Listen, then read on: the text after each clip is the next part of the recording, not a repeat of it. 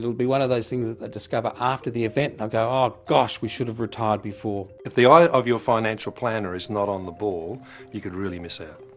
Good evening, welcome to Nightline. Lovely to have your company. It's been more than 30 years, but this familiar voice won't be gracing Perth's airwaves much longer. Nightline with Graham Mabry.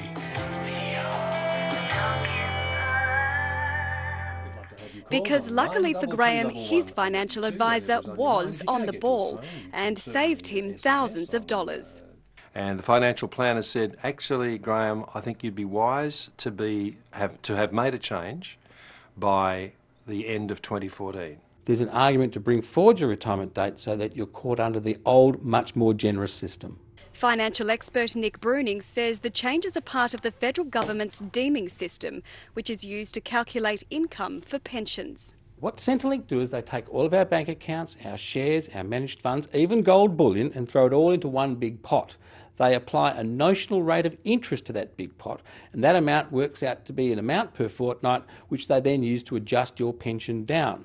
The more you've got in deeming, the lower your pension. It means pension funds will be included in the new deeming system, whereas right now they're not counted. And here's the catch. The sting is, if those interest rates go up and the deeming rates go up, it could cost retirees thousands. So our average Aussies, Joan and John, turn 65 in October. They'll retire with $270,000 in super, which they'll convert into an account-based pension. If John decides to retire in November this year, they'll receive an annual income of $46,500. But if he retires in January next year, they'll get less than $46,000 a year, a difference of $556 based on the current interest rates. But if interest rates simply return to where they were last year, that amount will go up by 4 times as much to nearly $2,000 a year. And with a return to more normal interest rates, the difference over John's life expectancy will be worth more than $35,000. So they're kind of sneaking this through when interest rates are low. When those interest rates go up, that will flow through to the deeming rates, and of course the impact on people's age pensions will be even greater. Do you think there's a reason why this change hasn't really been publicised? I suppose they're trying to save the taxpayers' money with unnecessary advertising. Wouldn't that be it?